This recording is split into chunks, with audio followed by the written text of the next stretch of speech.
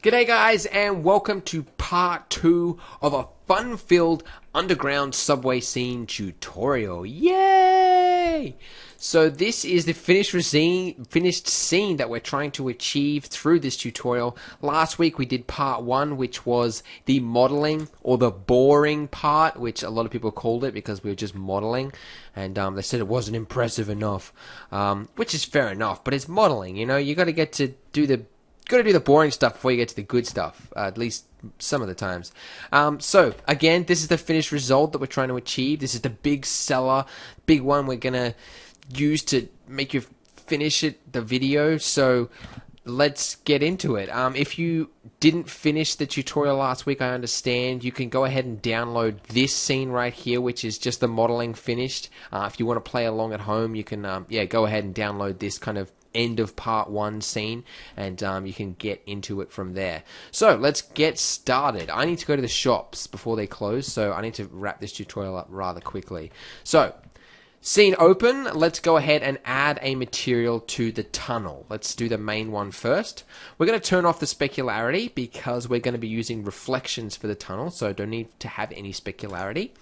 I'm going to add a new texture, change it to image. And the image that I'm going to use is one I found off cgtextures.com, as always, and it's called Concrete Bunker 366. So I'll have a link for it there if you want to grab it. So let's open up that, and let's go here. For the mapping, because this is a circular smoothed object, if you left it at flat, what you would have is it looks fine in this part here, then once it kind of overlaps here into this territory at the top, you would have this kind of weird stretching issue, and then it mirrors it on this side, and so it looks awful. So basically you need to change it to tube, or you need to UV unwrap it. I prefer to not UV unwrap things because it's awful. I hate it. So we're setting it to tube. And depending on the way you've modeled your tube, I noticed, like, for my scene, like my original scene, I didn't need to have to bother with these settings here. But in this case, I don't know why, but we need to, mess around with these mapping options here. Now, I'll be honest, I don't actually know what I'm doing when it comes to these, options here. I usually just play around with different combinations until it works. So that's what I'm going to do. So I'm going to set the X mapping to Z, the Y mapping to X, and the Z mapping to Y. And again, don't know what that means, but it works. So that's what we're going to do. So just keep an eye, if you're making this at home, you might have some problems with the mapping, so go ahead and mess around with those options there. The other thing I need to do is go here to image sampling and click flip X and Y. And what that's doing is, if you can see there in the little port, it's flipping it, so it's just rotating it by 90 degrees essentially. Because if you don't, then it's going to have those bars going lengthways across down the down the tunnel. So the other important thing we need to change is the image mapping options. So by default, it's set to 1 for X and Y, which means that it's going to use this entire texture here across the entire scene. So it's going to be really stretched. So basically we need to change that. I'm going to set the X to, what do I need to set it to? 2, okay? And I'm going to set the Y to 25, okay? Hopefully that works. Now, what else was I going to say? Oh, there was something else really important. Oh, yes. Go to the modifier stacker. If you haven't already, click apply on the array modifier. You'll notice here if I go into edit mode, this is all one object now. I'm not using the array modifier, so that will severely impact how it's going to look, so keep a note of that. So for these mapping options here, they work once the array has been applied. Anyway, I'm going to go ahead and move this to a new layer now, just so I can just render this, and I'm going to turn on shadeless because I really just want to see how the texture looks. So I'm going to save this, let's render it, and there you go, it's looking fine. So I mean, if you wanted this to be more higher res or whatever, you can play around with these options right here, but in this case they worked.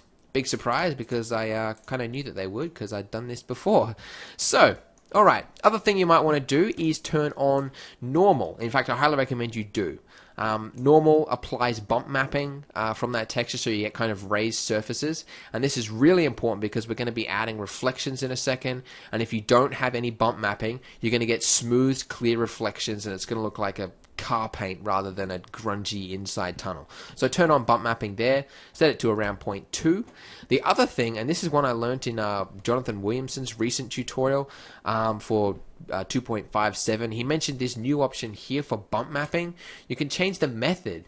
I didn't even know these were here before, but yeah, set it to best quality because I did a little bit of testing, and best quality, big surprise, is the best quality. So you get some nicer, clearer cut looking bump mapping if you change that to best quality. So little tip there for you, something I learned from this tutorial, so there you go. I'm going to turn off shadeless now, and I'm going to turn on mirror, okay? Now, as I said before, we're going to be giving it some reflections. So if you wanted to, you could give it a texture and make that affect the reflections. But because we've got this bump mapping thing, it probably doesn't matter how what parts of the mesh have reflectivity and which parts don't.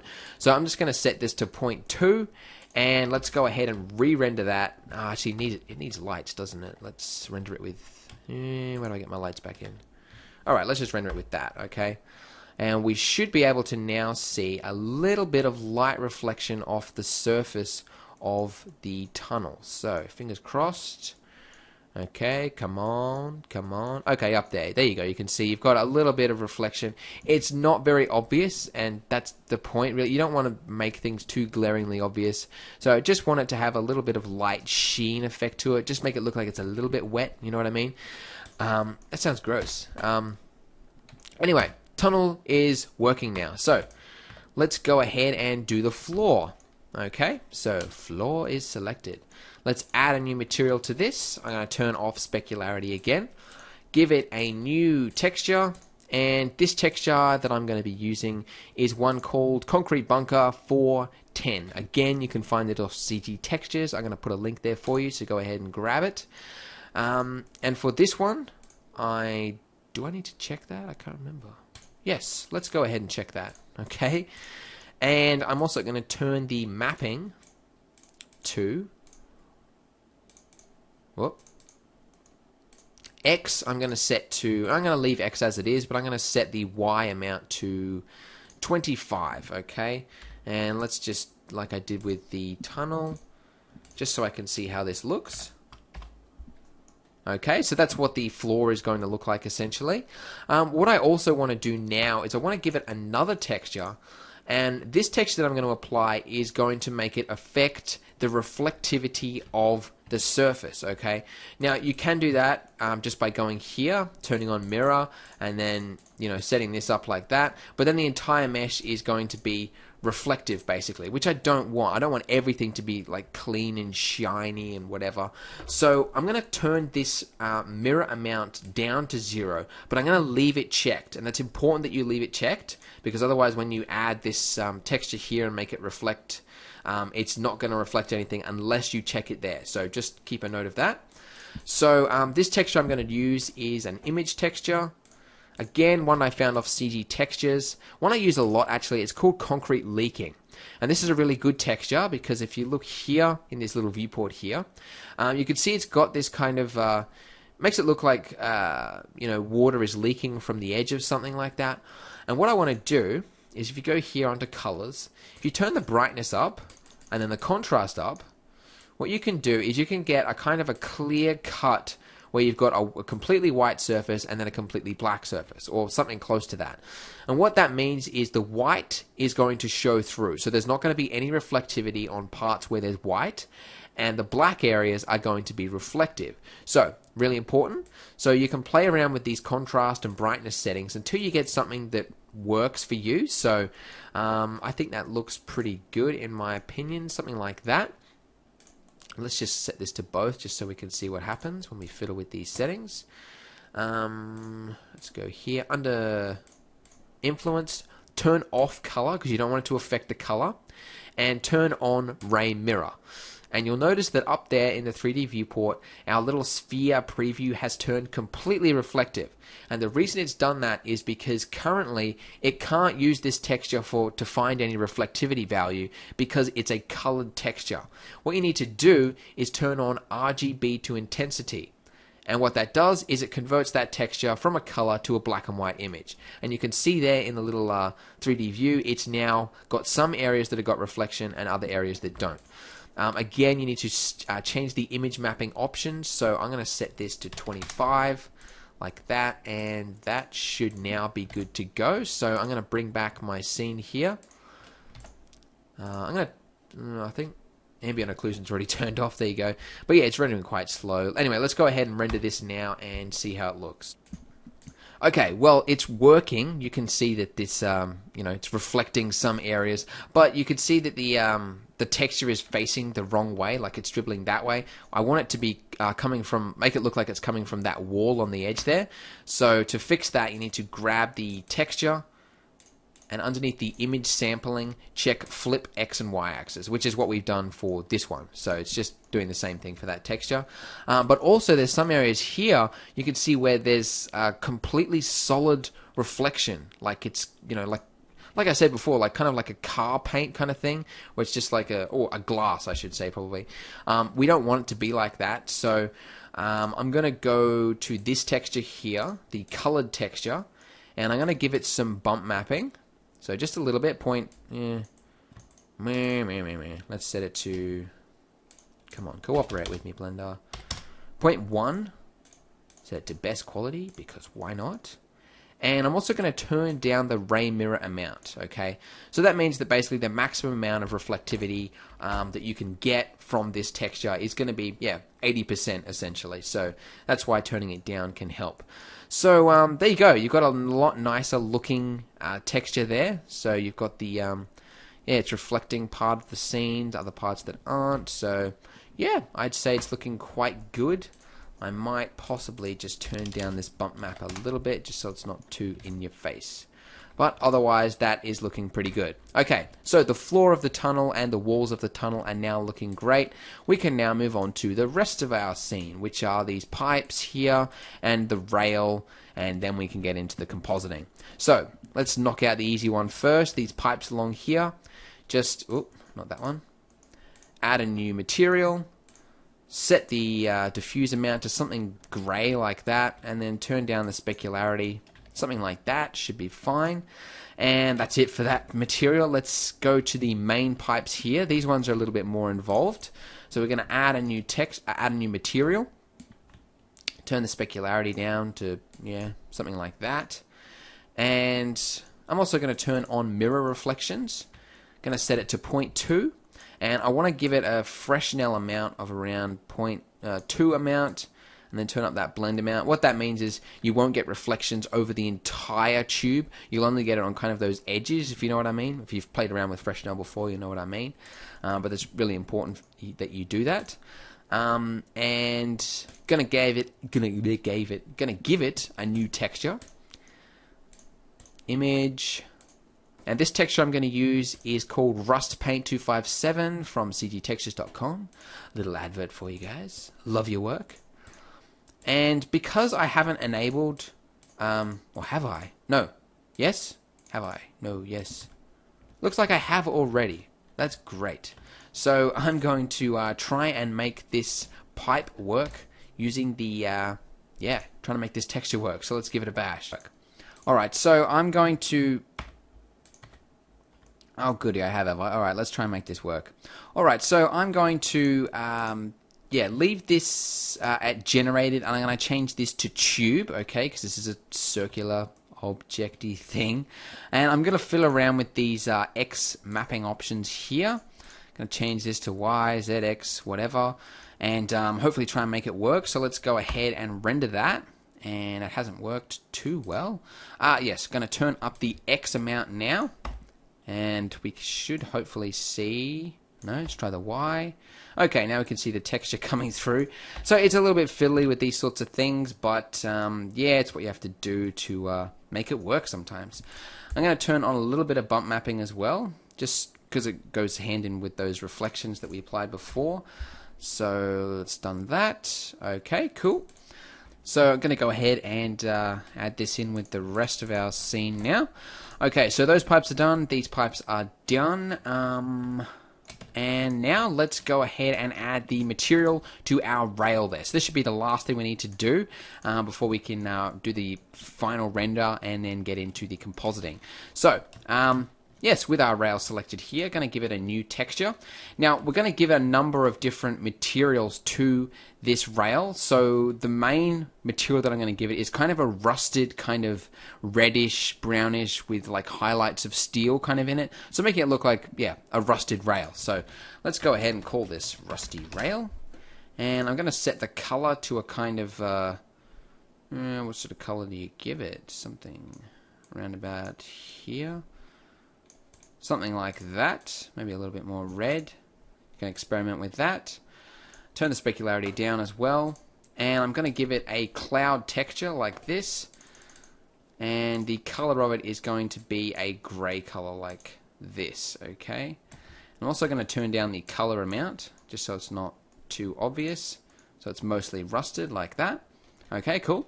So that's for the base of the material. So like I said, I want to give it some different materials. One of them being, I want the rail to look as though trains travel on it. So the top of the rail should have that kind of steel, like cut look, make it look like it's ridden on every day and there's no rust on it or whatever. So I'm going to select these planes along here, and I'm going to give it a new material. And this is going to be, we'll just call it rail top. Okay, let's click assign. Okay, and I'll leave the specularity something like that. Yeah, that should be fine. I'm going to leave it as that. I'm also going to make it affect this kind of block along the bottom there. So if you select one of those faces there and then hit Control L, then it's going to select all of them that are connected. And I'm going to make it apply to that material there as well. I'm not sure if it's going to work or not, but yeah, it should be alright. I'm also going to give another material now, and I'm just going to call these nuts. Alright, know what you think. Okay, and just going to select those two like that, hit Control L, and then hit assign for that material. And oh yeah, that's the other thing. You've got other nuts on the other side as well. Are they nuts or are they bolts? I'm not sure what you call the things. I don't know. It's been a while since I worked in the construction industry, so I'm excused. Alright, these other things here are these kind of like fancy winged, kind of plasticky covered, I don't know what you call them, but yeah, they clip the rail down, so I'm going to give that a really bright, making it look like a plastic red kind of thing. Yeah, so something like that, and turn the hardness of the specularity up as well. And let's go ahead and hit apply for those sort of winged parts there. Okay, cool. And I've also got another railing over here, so I'm just going to quickly apply just those same materials to it. Rusty rail. And let's give it rail top as well. Like that. And yeah, might as well give it that red one as well. And it doesn't matter about the other side because you can't see it anyway. And the little nuts, they can just stay rusted. Doesn't matter. Okay, cool. So, probably one final thing you might want to also do is for these little things along the top there, I want to make it look like kind of like a train sign. I don't know what they're for. You know those markers that are like everywhere on train tracks, and they always have like digit like 63B/49 or something like that, and only the train conductor knows what they're for. But yeah, I mean, the only reason I really sort of noticed them is that I sort of always imagined if you were stuck on the top of a train and you went through a tunnel, these would be the things that would kill you because they hang down from the ceiling, and if you were up there, I mean, yeah, that would suck. So. Anyway, so we want to make those markers and we want to give them a material. So it's a plane if you didn't follow last week's tutorial, which I'm assuming a lot of you didn't because a lot of people said you didn't. If it's just a plane, so I'm going to rotate it by about 15 degrees, something like that, just so it's tilted down slightly. And actually, sorry, scrap that. Don't rotate it because we need to UV unwrap it first. Now this image that I'm going to use is there's actually lots of these sort of train looking signs that you can find on CG Textures. The one I'm using is called letters, numbers, 97. So it's just one of the many that you can choose from. But yeah, one that I found works quite good. So I'm going to hit U and then select project from view. And I'm just going to drag this out like this. Move that in a bit. Okay. Alright, cool. And then just give that a really basic material. Little to no specularity. And then just select that image that you just gave it. Letters, numbers. Mapping, change it to UV. Okay. Oh, and now go ahead and rotate it by 90 degrees. Okay, cool. And it's important that you do that in edit mode, not like this, or else you're going to have all of those other arrays doing the same thing. So that's why I'm doing it in edit mode. Okay, so once we've done that, because we're going to do the final render now, you might as well set up all the settings now so you only have to render once. Save time, be efficient. Go to the world settings and turn on ambient occlusion, and I'm going to set the factor to 0.6, so only 60%. I don't want to go overboard with it. And yeah, leave it to ray trace. And yeah, set the distance to 5, fall off to 2, so you don't get kind of everything looking grey and dark looking. And the other thing I want to do is if you move over, I've got lots of things all mixed up. Let's just, alright, I'm going to push this to layer 2, because I was just trying to figure out what the material should look like for all these objects, so they've all been moved around a bit. Okay, so, and this floor and the tunnel can go to layer 1. Okay, so layer 1 is just my tunnel with the floor. Layer 2 has kind of all my little gribbly bits, whatever you want to call them, stuff that clings to the edge. And then layer 3 just has these lamps here, or these physical lamps. The actual lamps themselves are on layer 1. But yeah, these are the physical lamps, okay? And what I want to do is I want to move this to a separate render layer. And the reason for that is I want to apply some kind of glow effects to it, like glare and things like that. So it needs to be on its own separate render layer. So go here to render options, underneath layers. I'm going to change the name of this to scene. I'm going to add another render layer, and I'm going to call this one lights. And I'm just going to select layer 3 like that. And that's pretty much all there is to it. You can, if you want to, uncheck that, and you won't see these lights then on the the main layer scene. But because what I'm going to do is I'm going to have glow over the top of it, it's fine to just leave it switched on. So that's good. One thing you do need to do is with the lights layer scene selected, you need to uncheck sky, or otherwise you're going to get the background rendered as well of those lights, which you don't want. Okay, so with everything now in order, we should now be able to hit render, and the final scene, until we composite, should be ready. So let's go ahead and do that. Yay, it looks terrible. You'll notice I left some of my objects set to shadeless. A little bit embarrassing, so need to go ahead and re-render that. But there's also one other thing that we need to do as well, so probably a good thing anyway. So I'm going to turn off these objects that I left put on as shadeless. But as well as that, we need to give the camera here a focal point, because we're going to give it some depth of field, so you need to do that before you render it. Very important. So with the camera selected, turn on limits, and then we just need to set this distance amount here to wherever we want the wherever we want the focal point of the scene to be. So I might just move this camera around a little bit, something about here, and I want the focal point to be, where do I want it to be?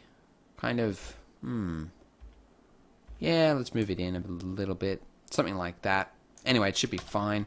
So let's go ahead and re-render that now. Okay, so it's looking a lot nicer now. By the way, I get a lot of people asking me how long my renders take, because I always pause the recording whilst it's rendering. If you look up here in this little bar here, it tells you the answer. It's 2 minutes 44 for that. So that's a little bit of comparison for you to see how long your scene is taking in comparison to mine. But anyway, so the scene is looking, it's looking basic enough. We're going to get into some nice compositing now, the fun part of the tutorial. So let's go ahead and flip over to the compositor. Easiest way to do that is to hit Control left arrow. Okay, let's move this out of the way so we can go full screen, and go ahead and click use nose so we can get into the compositor. Okay, so first thing I'm going to do is I'm going to give a depth of field. I'm going to apply some depth of field. So go to filter, defocus, connect the Z to the Z port like this, and let's just add a viewer node so we can see what it looks like. And I'm going to check use Z buffer, and I'm going to turn the f-stop to whatever looks nice. Something that's too much. Let's go 80, and that 90. I think that looks pretty good. And you can turn off preview if you like, or if you want a sort of nitty-gritty kind of defocus look, you can turn it on. It's up to you. Anyway, that looks pretty good. The next thing I want to do is I want to give it an atmospheric effect. So this is really cool, something I learned very recently, and that's where I want this sort of parts in the distance there to have a kind of a cool, kind of foggy look to it, like there's particles in the air, like kind of a train went by and threw up all this dust and smoke or whatever. So it took me a while to figure out how to get this kind of effect working, but anyway, I'm going to share it with you now. Go ahead and add a vector map value node, okay? And check or connect the Z to that value port right there. And let's go ahead and add a viewer node, okay?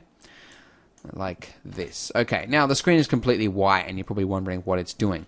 You need to fiddle with these default values before you can see anything. The main one to concentrate on is the size. Basically, that defines sort of how much fog and smoke, sort of the density of the smoke.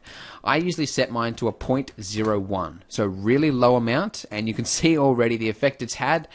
It's pretty much it. Basically, you fiddle around with this amount here, and like I said, you can get some, more or less foggy looking smoke.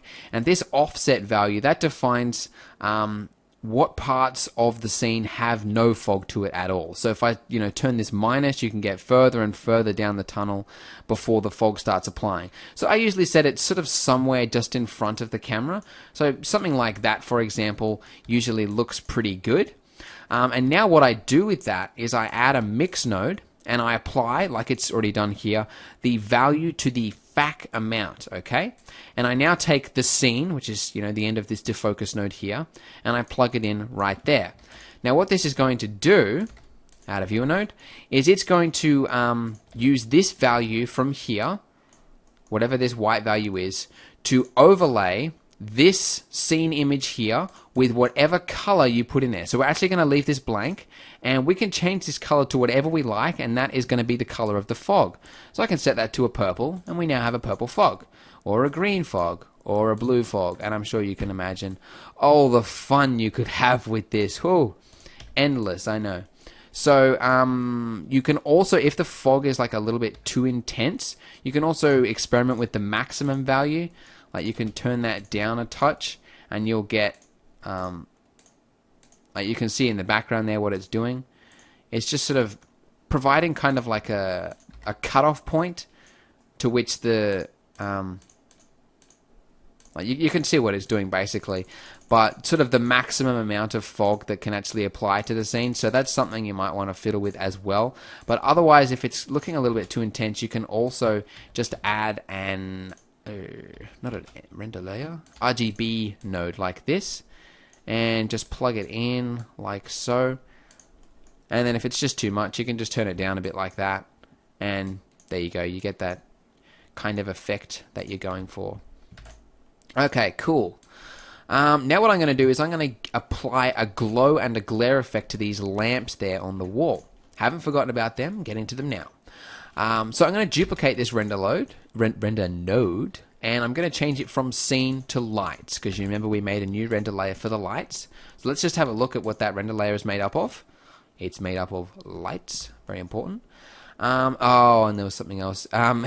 You could see in there in the background, you've got like a trail of lights that you wouldn't actually see because there should be a tunnel there. To get it so that doesn't happen, just check all Z on the lights render layer node, just so that it actually uses the rest of the layers to work out which things should be in front of others. But it's not going to make that much of a difference to our scene, so I'm just going to leave it as is. But for your final render or whatever, you might want to do that. Haven't got time to re-render, so let's just get on with what we've got. So I'm going to add a blur node, okay, and this is going to give us sort of a soft, blurry glow around those lamps. And I'm going to set it to 20. Okay, like that. Looks pretty nice. And I'm going to apply a mix node. set it to add, and then connect it with the rest of our scene here, like this, okay? And the more I set that add value, then the more you should be able, oh, connect it, like that, there you go. Then the more you should be able to see that glow. And if you want a more bigger glow, you just change that blur amount there and you get a more bigger looking glow. But yeah, I want a sort of a nice kind of neat, tidy glow around those lamps there. Looking pretty cool. I also want to give a glare effect. So I'm going to add a glare node like this. Alright, and I'm going to turn the threshold down to 0.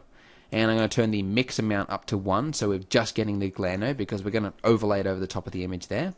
So, yeah, so you set the threshold to 0, and then you can just play around with the number of streaks. I think a number of streaks of 7 usually works pretty good. And you can also turn up the color amount, and you just get some more nicer looking glare effect. It's a really cool node, the glare node. You get some really nice looking effects with it. So I'm now going to blend this with our blur node like this.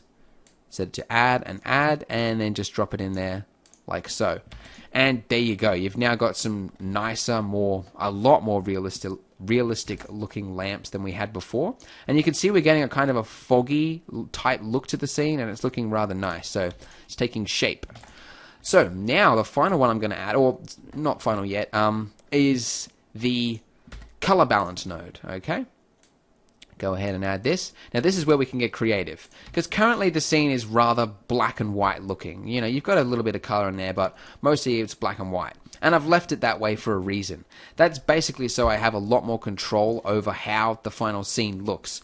So if I want to make it like a purple theme, I can do that. But if I tried to color the lamps, like made the lamps green or whatever, and then I wanted to change it purple, I'd have to re-render everything. So now I try and keep everything black and white looking in the scene, and then I add the color later with a color balance node. Doesn't always work out well, but in this case it does. So to give it a kind of green type matrix look, what I'm going to do is I'm going to turn this mid-tone to a green value like this, and I'm going to set this highlight tone here to a purple color. And you can see we get a nice kind of, you know, the lights are kind of a purpley tinge, and the rest of it's kind of a green look. You can also go for like a blue type look like this, and you can also go for an aqua, kind of something like that, or go for yellow. You can, oh, that looks quite cool. I like that one. Yeah, not bad. Yeah, you can go for some really nice looking results. Basically, just as a rule of thumb, keep the mid-tones whatever color you want, and then have the highlights the opposite color. So green is there, and then pink is on the opposite side of the color wheel. And that's basically how you define the color schemes. I mean, there's more about that in the wow factor if you wanted to check that out. But that's basically, you know, as a quick rule of thumb, that's a quick way to get around the color schemes. Okay, cool. Alright, now I'm going to add a vignette, just because I can. The vignette will basically make these edges darker, so that the focus is more on the centered point of the scene. So let's go ahead and do that. Plug that in there. Turn the distort amount up to 1. By the way, yeah. Alright, let's just do things slowly, because I always go too fast. Go to add a lens distortion node. Plug it in. Distortion, set it to 1. Add a math node, plug it into the top value there, change it to greater than instead of add, and then set the value to 0. Now add a blur node. Oh, got a little bit of American accent there. Add a blur node. That sounds really weird. Yeah, change it to fast Gaussian. Set it to relative. Let's go 20% for both. Maybe, it's a bit weird. Okay, something like that. Looks cool. And now I'm going to add a mix node, making sure that this end of this blur node is plugged into the bottom value like that. Like so. Set it to multiply, and then add a viewer. And if I turn this multiply up, then you get a more and more darker looking vignette. But that's, yeah, a quick way to darken the corners. So that, let's have a look. This is the before. And this is the after. So that's what a vignette does. Just really makes everything look a lot nicer. One other thing I'm going to do, just to sort of bring out the textures a little bit more, this is something I usually do as like a last step if it's necessary. If you add a filter node and drop it in before the defocus node, very important, like this, and then set it to sharpen, what this is going to do is it's going to sharpen all those textures basically. And I usually set it to a 0.1 value or a 0.05 value, something around there. Don't go too overboard because people can notice if you've over sharpened something. So yeah, don't go overboard. But that it really helps make the scene look a lot nicer, I found. So that's a quick little tip for you. And I might make it a little bit greener as well. Something like this. Oh, not that green. Prove that out a little bit more. You can see that when I turn one of these up, then the other one's kind of dampened. Like if I turn this way up, then you can't really see the green anymore. And then if I turn it way down, then you can see way too much of the green. So it's just a matter. It's cool. I think it's called the push and pull technique. You just sort of go back and forth until you find a combination that you think works. So yeah, that looks pretty good. And I might just leave the glow, the thickness of it, just whatever. Maybe set it to full white, whatever, looks pretty good. But yeah, that's it, guys. That's all she wrote. That's all I've got for you. So I hope you enjoyed this tutorial. Hope you learned at least a trick or two that you can use for your scenes. I know gritty, grungy type scenes are something everybody likes to do. So I'm hoping there was at least one thing in this tutorial that you could pick up from or learn from. So as always, thanks for watching. Leave a comment if you liked it, some other, I don't know, tutorial suggestion if you've got one. Yeah, thanks for watching and see you next time.